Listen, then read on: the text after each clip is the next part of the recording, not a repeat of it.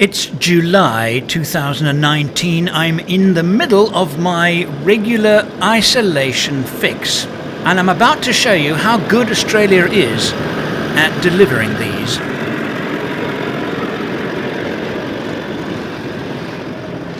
I haven't seen a single human being all day, which is, well, actually quite nice.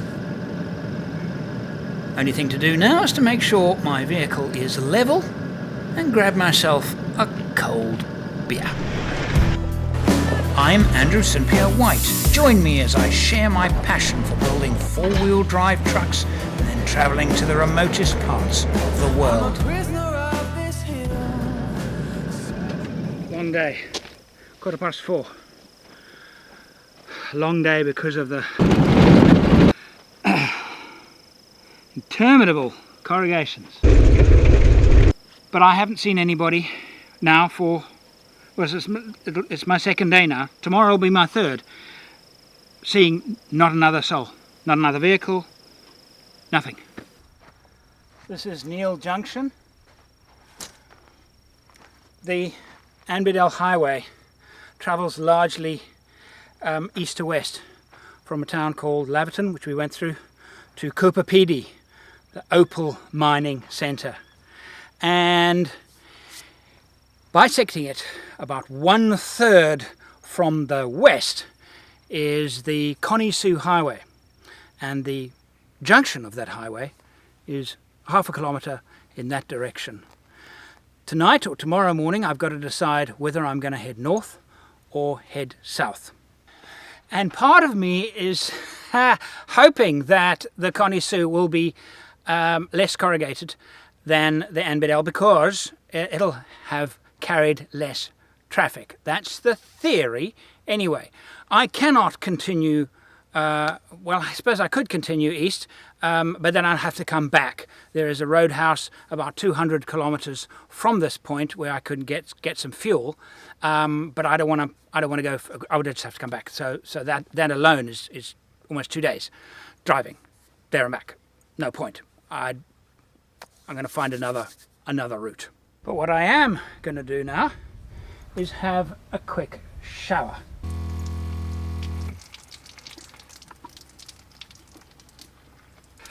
So there you go. It's such a nice system because I can have a proper shower. And when I say proper shower, I'm talking about a proper, decent, hot shower. I can tell you now, I've probably used about 4 litres of water. That is a very, very nice, and you'll notice that the colour of the light is really quite warm. I took advantage of the blackness to try out a few new torches and head torches, those in a different video.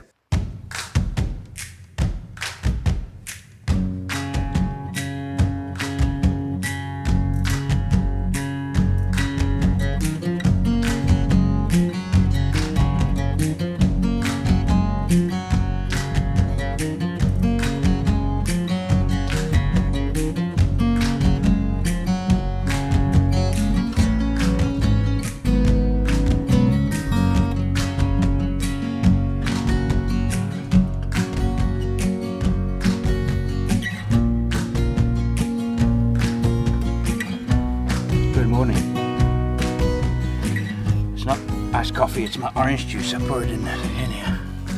I had a fantastic night.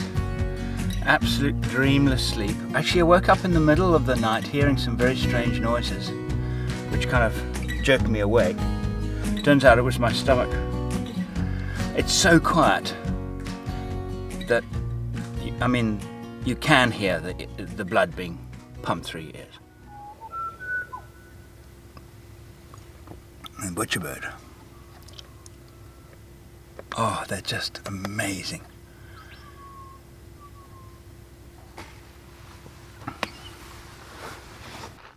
It's really wonderful when you look at a map and you look at a map and you look at a map and you start drawing lines on the map on how you're going to go, and then there's a particular waypoint that you think about. Okay, we're going to get there, and then we're going to da da da, and then finally you arrive at that waypoint, And this is it. This is what I've been thinking about for so long, planning the trip.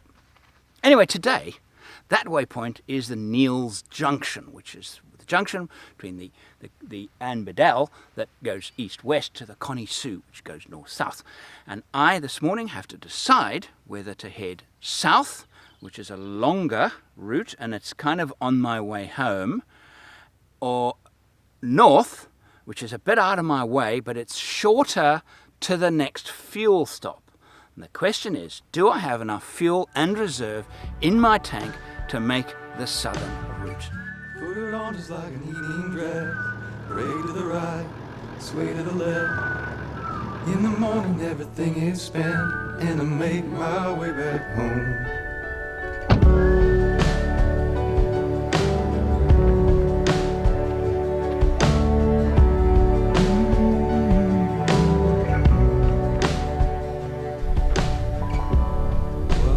Neale Junction, Anne Beadell Highway, and the Connie Sue Highway running north-south. I see the distances are in miles, not kilometres. And the roads are made by the Barrel Road Construction Company, with Anne Beadell as the surveyor. Now, do I go that way? Or do I go that way? My home in Perth is in that direction there. That's the longer way, not to home, but to the next fuel stop. That's the shorter way to the next fuel stop, but considerably further away from my destination. Now, indicator shows that I have 1/3 of the rear tank remaining, and I've done 390 kilometers, which means we're traveling at 6.5 kilometers per litre, which, given the conditions, seems a little high, but let's be conservative. I'm now going to multiply that by 30, because that's estimated quantity of fuel left in that tank. That's 195 kilometers, and I'm going to add that to the 390 kilometers that I've done already. That's 585 kilometers total distance on that tank, which is about right, I reckon. That's, yeah, we're going to work with that. 585. So given that 585 is what I got out of the back tank, I'm going to multiply that by 2, is 1,170 kilometers absolute maximum range before the engine cuts out from lack of fuel. 1,170 kilometers. The nearest fuel that way.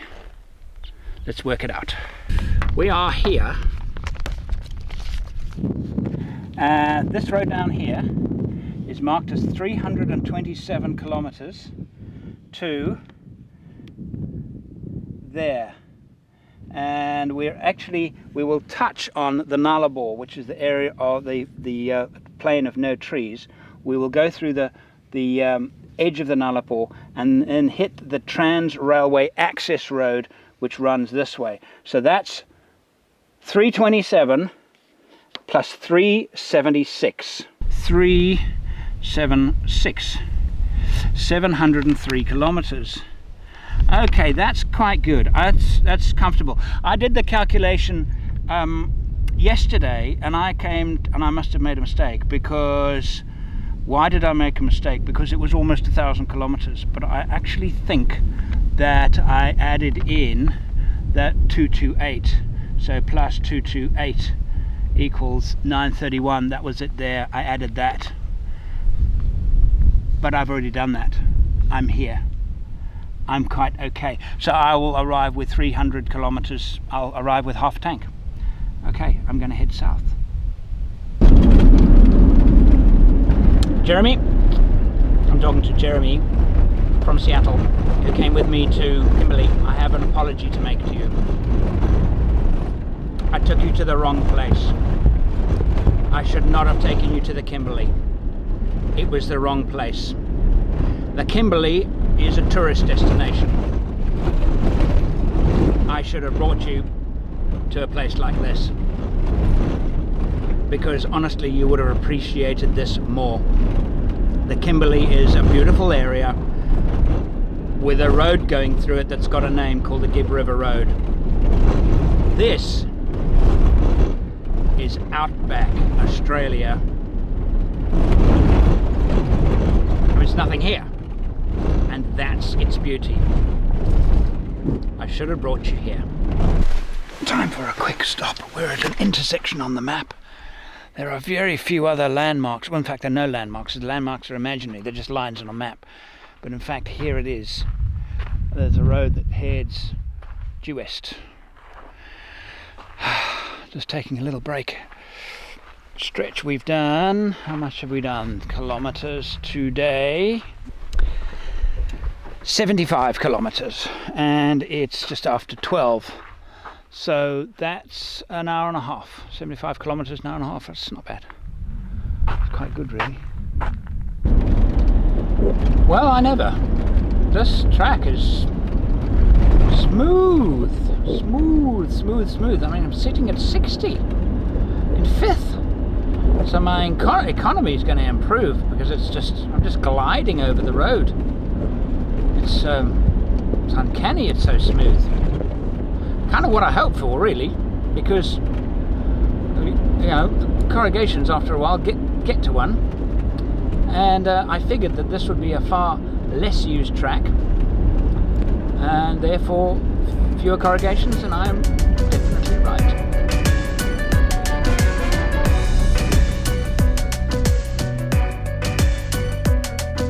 This is the start of the Nullarbor, the treeless plain. And yeah, I'm pretty excited to be here, actually.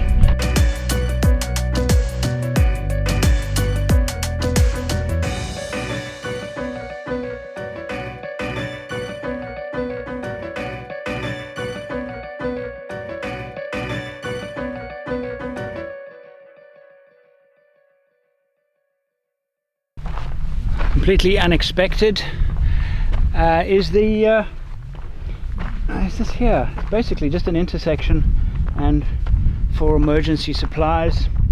I mean, it's just really for, it's so remote that it's really just for people in trouble might find water here. I can't imagine another reason for it. So, oh yeah, there's water in there. So, I mean, that could save somebody's life, you know. That's cool. I was a little disappointed to come across the wide open road, and I just felt like more bush driving. So what I've decided to do, there is an area that looks very interesting on the map. I'm now going off this road. I've worked out fuel consumption, and we did exceptionally well in the last 2 hours because it's been so easy. So I'm very confident that fuel is okay. It's going to add probably 60 kilometers to the overall distance, but I'm happy with the reserve of fuel that I've got left. So I'm going to head into the bush to a place called Plumridge Lakes Nature Reserve, and then the road leading south is a cable haul road. It's pretty straight, and it's a minor track. 66 kilometers to some demarcated campsites in the nature reserve. That, or probably 2 hours, I guess. I'm gonna see if I can make camp there tonight. So average speed now down to probably 20 kilometers an hour. Twisty, windy, beautiful countryside, gorgeous countryside. So getting there before nightfall, I'm doubtful, but it really is a beautiful, and not a lot of people use this track. So this is even more remote than I was last night or the night before.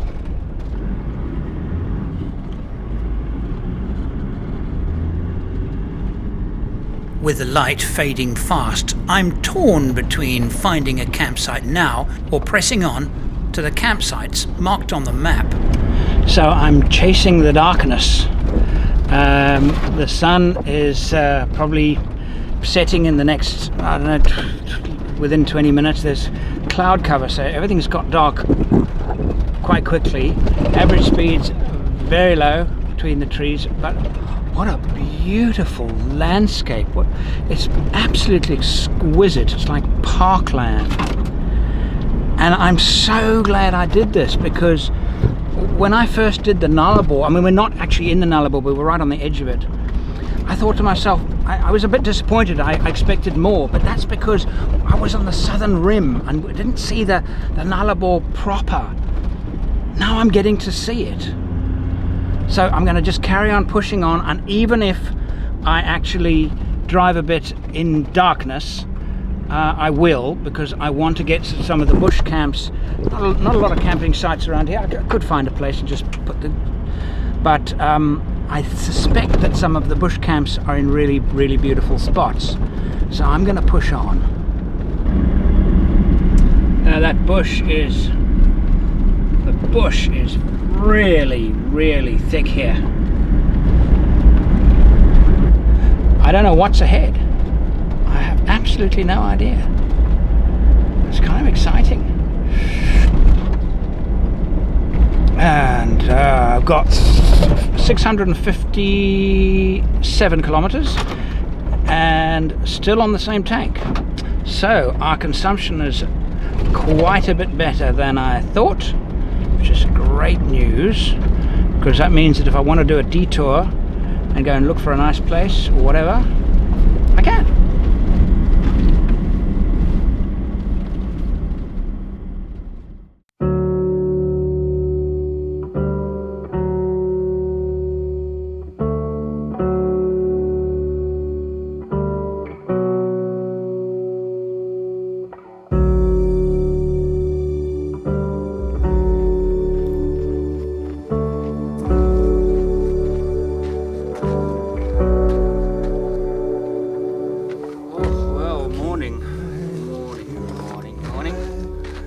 I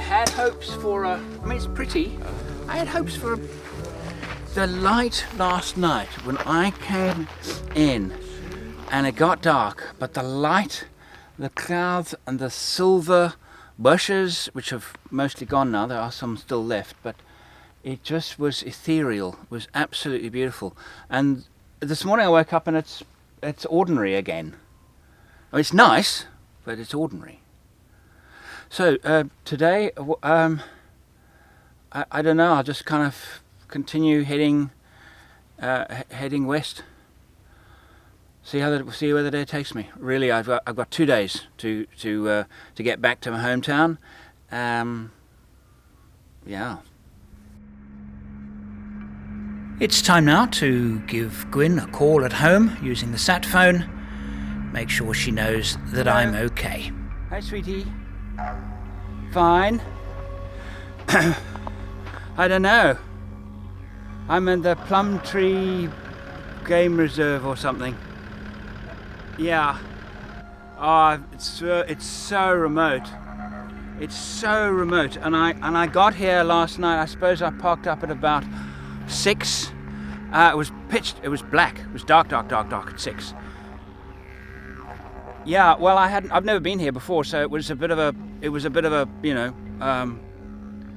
Now that's why. Yeah, I know I do. It's okay. Red ground, yellow grass. It is spinifex, but it's very young spinifex. It hasn't turned into the balls. And the earlier part yesterday, driving in here. Yeah. It was so beautiful driving in here. The clouds, because it's cloud cover this morning. I've got 100% cloud cover. Had a tiny bit of rain last night. No, it won't make it difficult getting out of here. No, it was a tiny bit of rain. It was a spatter. It kind of woke me up. So, yeah. As I was saying, coming in, Yeah, coming in, it was this ethereal silver, like the plants you get on the Nullarbor, the particular kind of shrub you get in the trillions on the Nullarbor, were covering the land and driving through the incredibly thick bush. I mean, the track was actually quite easy to drive on, but twisty. And for 3 hours yesterday afternoon, twisty. No, I loved it. I loved it absolutely, because I never knew what was around the next corner. It was very nice. It was very, very nice. So I got in and I was very quick to set up. I made myself. I had the pre-cooked. Was a bolognese. That bolognese thing with a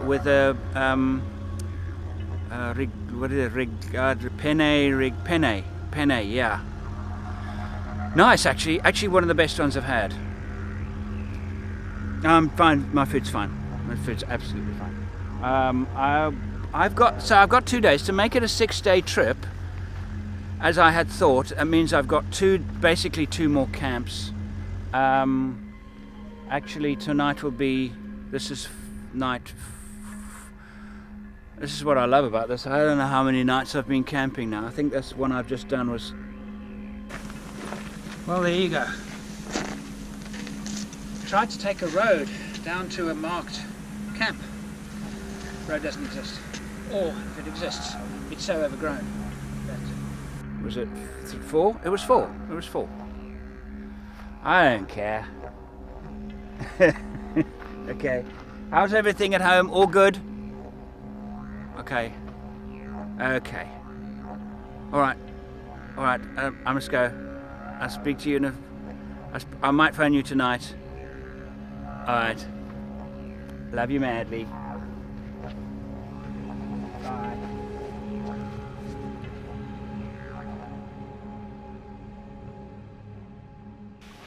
The Falcon Wild Peak Mud Terrain Tower. It's far too early for me to be able to give any kind of review, but I can give impressions. The terrain has been mixed, reasonably demanding on tyres. Yeah, pretty demanding on the tyres. I can't fault them. I can't fault them because, well, what am I looking for a mud tyre? I want a mud tyre that's going to be strong. This has a 3-ply sidewall, which for me is a minimum. I haven't had any issues. I haven't had any punctures. I've been running at various pressures, not extremely low pressures because I haven't had extremely low soft terrain. They grip well on a gravel road. They grip very well on a tar road. I haven't driven in the wet yet. Most significantly is they're not particularly noisy. I think they're not as noisy as the KM3. I say that though, the KM3 tyres that I had on were 2 8.575s. These are 2 6.575s, so there was more rubber touching the road with the KM3s, but my impression is these are quieter. Overall performance, I'm very happy actually. I'm going to keep them. I'm going to keep them on the truck. I'll be able to give me a year or so. Then I can probably do a more valuable review. 669 kilometers are still on the sub-tank. That's really good. That's fantastic. I might even get 700 Ks on that. So comfortable fuel. Really, really comfortable fuel. Right, we're off. I can definitely hear something. Wouldn't it be great if a train came? This is the main... I can definitely hear somebody. Maybe it's a car. This is the main railroad that goes all the way to the coast. Yeah, it's a car. And right across Australia. And there is a road that follows it. Now, not far from here, that road is, you're not allowed to drive that part of the road. It's closed, access is closed. But here, I am permitted to drive alongside the railway line, and it will take me to Kalgoorlie, and from Kalgoorlie I'll take the asphalt road home. Getting cold, windy. It's going to be a cold night camping tonight. This is a very bitter wind. It's been a long drive. Highlights of this trip, product-wise, my little head torch. I think I found a favourite. It's always nice to find a product that exceeds expectations. Best part about the vehicle, the shower. It always is, because it's so nice to have a really nice shower and use so little water because of the system on board. And yeah, I'm trying to think of other stuff that is new. Vehicle's fantastic, and I've enjoyed this particular trip. This has been my second best trip ever in Australia, actually, in terms of pure enjoyment. It's been short, yes, 6 days. Next to the Canning Stock route, I've enjoyed this more, certainly more than the Kimberley, and even more than crossing Australia. I don't know why. I've just really enjoyed the solitude and a few animals I've seen, and it's been really great. I've loved it. Actually, really, it's been good for me to do this. So my next Australian expedition will be, well, you never know, I might do another short one this year, nothing major, and a big one next year.